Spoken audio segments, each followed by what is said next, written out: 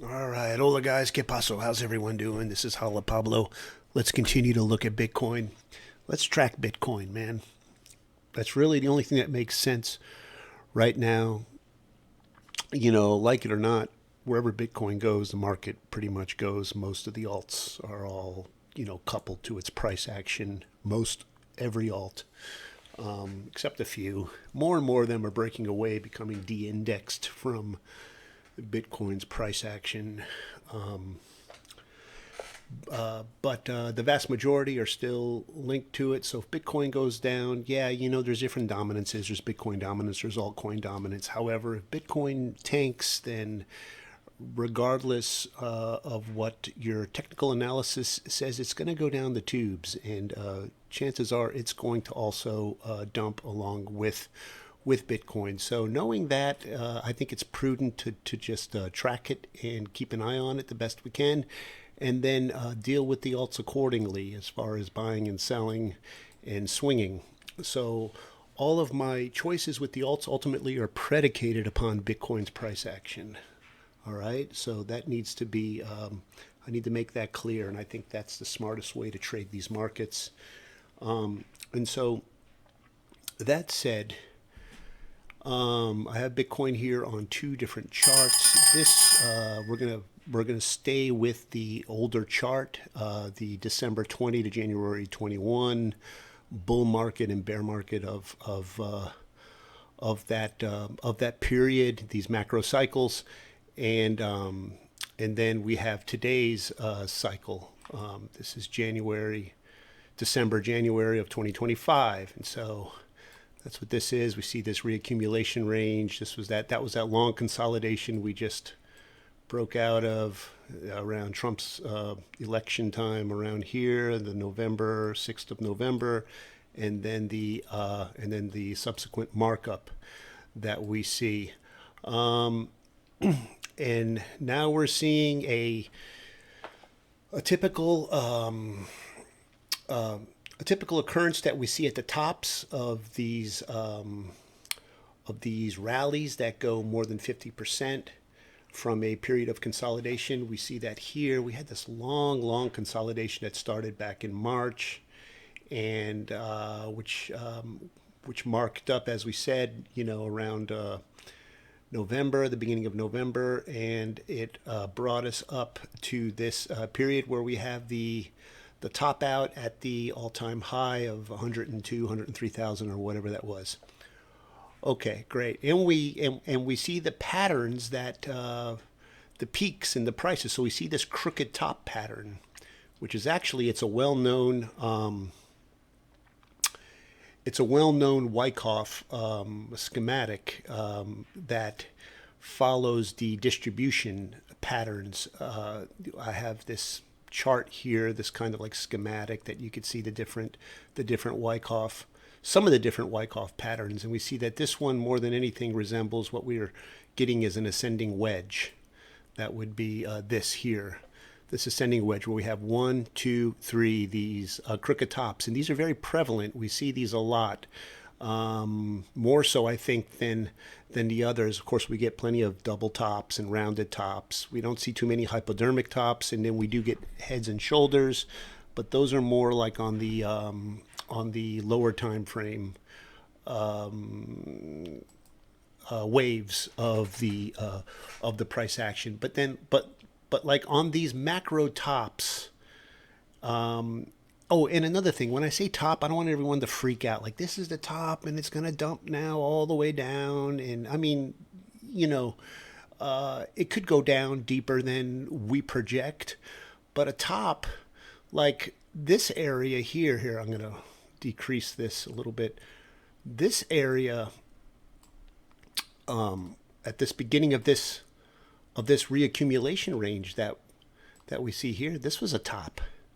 This area here that we had back in March, which was another crooked top, as you could see, because we could draw the micro, the trend support on the micro here, and we had the crooked top. We had the the 1, 2, 3 kind of pattern here. The same thing that we're seeing currently, an identical can I bring this over here?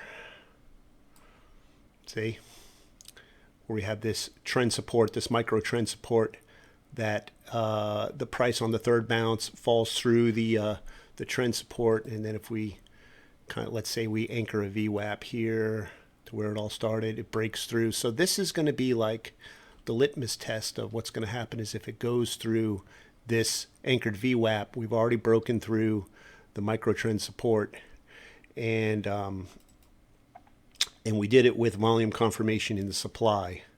So that's another thing that we want to check on. And we see this, we could see the same kind of pattern back in the December 2020, January 21 top of this area here, and how the price fell back through the micro trend support line, and it penetrated. This was the anchored VWAP from the buying climax that I went ahead and anchored, and we saw that it fell through there, also with supply predominance. So we're kind of seeing the same thing repeat again, and this of course came after a period of lateral consolidation, of long lateral consolidation. We see that. So we had this markup, and you know, the market makers need to take profit. I mean, that's just the name of the game. This is completely normal what's happening, guys. And if you've been following these videos, you would have known to, you know, get out of the alts that there was a possibility that this was going to top out at this area. I've been tracking this now for a week, and we've identified this crooked top pattern here. Now, there can be no question that what the bias is now, at least short term. I would stay out of the alts. I am out of the alts at the moment. And I'm not going to get back into the alts until Bitcoin plays its hand and shows me its hand. And so what I'm expecting is at the end of this Elliott wave here, we have this 1, 2, 3, 4, 5. So it's saying that it peaked out on this macro wave, the same way it peaked out here back in 21. What I'm expecting now is the ABC. So this is the ABC correction, the A, B, and then the C. It is possible that we're going back down into the 80s. I see at least short term coming back down to mitigate this area here. You see how it mitigated the area right below the PSY. Let's see if I can get a pen to show you. This always happens to me, man. It's like I look for these pens and they disappear. Here we go, this brush. I'll just use this brush. So here we see this mitigation here, this point. See, this is the PSYs. This is that point where the stoppage supply comes in and the top begins to be formed at the PSY area. Usually we see in these tops where after the price tops out at the UTAD or whatever it is, it comes back down. What it does is it creates an ABC, so that would be the A, the B, and then the C. And then the C ends somewhere around the bottom of the PSY area, so that would be here. And what it does is it mitigates this liquidity void, or it just closes it out, this lower liquidity void like it did here. And then this came down after it did that. See, we had even a triple mitigation here. It came down and it fell back down into this area here, where we have this major reaccumulation range, which would be akin to something around in this area here. So if we drop back down, and that brings it back down into the old range. And so for us, if Bitcoin falls back down into the range, it's the old reconsolidation range that we were in for some time, well, since March of this year. And here it is at the end of the year, so like 9 months or whatever it is. That we consolidated for 9 months. I'm not saying we can go all the way back down into the range, but if we look at the Fibonacci retracements from the top of this 5 wave, it could bring us down. And even we see here with the Elliott Wave indicator, it is bringing us back down into the low 70s. So short term, I see like 86, 87, 86, and that will mitigate this area here with the PSYs. And then if we fall further from there and they take more profit, then I could see us free falling all the way down to the 70s, mid to low 70s. And then it just remains to be seen. It could do something like we saw here. It may not dump any further, but it can wick all the way down to the bottom. It could wick down to 49. That is possible. And then from there up, back up like here we see. And then we see this double top, which created a double top on the macro. And that would be this double top on the macro. So, of course, you know that the Wyckoff ranges are all fractals. So you see these patterns playing out on every time frame. All the way down to the 1 minute. You see little mini micro tops that kind of resemble this. Now, they're fractal because of the Elliott waves. The Elliott waves themselves are fractal and subdivide and all that. So it's a good practice to get into, to go back, especially with the historic price action of assets like Bitcoin and Ethereum. All of them pretty much make the same patterns. Not cookie cutter, but many of them have the devil horns like this. We see this here, and you can see this is a double top.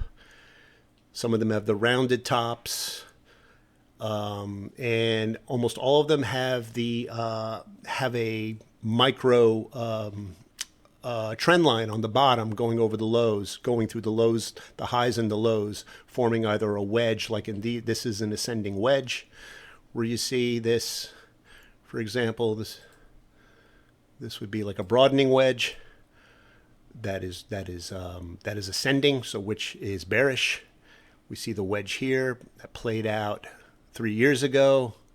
We see the same wedge here on the bottom. The wedges are drawn from the micro trends of the highs, around the highs and the lows of these top patterns. That's why we get the rising and the falling wedges. Of course, the rising wedges are bearish and the falling wedges are bullish. So I'm going to continue to look at Bitcoin. We're going to continue to track its price action, and I'm looking for more downside. And this is good news for us, guys. I mean, it's only bad news, like I was telling my group. It's only bad news if you've bought the top and you started playing around with these momentums up here at the top when you knew Bitcoin was peaking out, because it was overbought and it was forming wedges, a wedge pattern. And I was in there. I traded a few of these momentum drives and I made some money. I wasn't trading Bitcoin, but I was trading some of the alts that were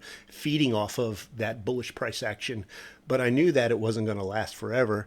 And as soon, I think I was trading, I forget what it was, Elastos, and I noticed that it wouldn't make a high. It wouldn't go past a certain resistance level, and it kept doing it over and over. I think it tested the resistance level 4 or 5 times. I had it on a 15-minute, and after like the 4th or 5th rejection, I got out of all of my alts, because that to me was the omen that the party was over, and that happened up around here when we had that last drive, and then up what I see now to be a UTAD, which would correspond to this area here, and we had this test, this area, this micro top, this micro double top.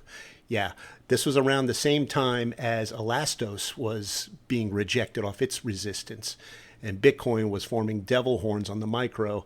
And I said, you know what? It's time to get out of Dodge. And so now it's good, because we collected the gains from all of these alt swings that I did. I did about 15 alt swings, and every single one of them was a banger. I hit the targets, and I collected the money. And now I'm looking to buy cheap crypto. And so hopefully this falls all the way down to where we were talking about, at least bounces off the top of this old trading range in the 70s. And if it hits down there, you could be sure that I'm going to be picking up crypto. I'm going to be picking up Bitcoin and other HODL coins at those levels. So anyway, if you got anything out of this video, like, subscribe to the channel. Stay safe. I like to keep you safe. If I track Bitcoin every day. I do this. This is all I do. So if you need a channel that's not going to try to shill anything to you or hype something up, I'm not a moon boy. I'm not a perma nothing. I go off what the market, you know, the market's king. So volume, price, action, whatever it's showing me is what I'm going to tell you. So you know, you need to be a bear when it's time to be a bear, and you need to be a bull when it's time to be a bull.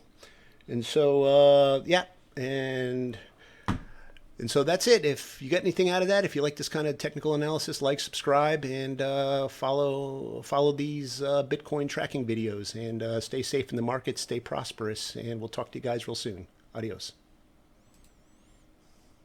Bye bye.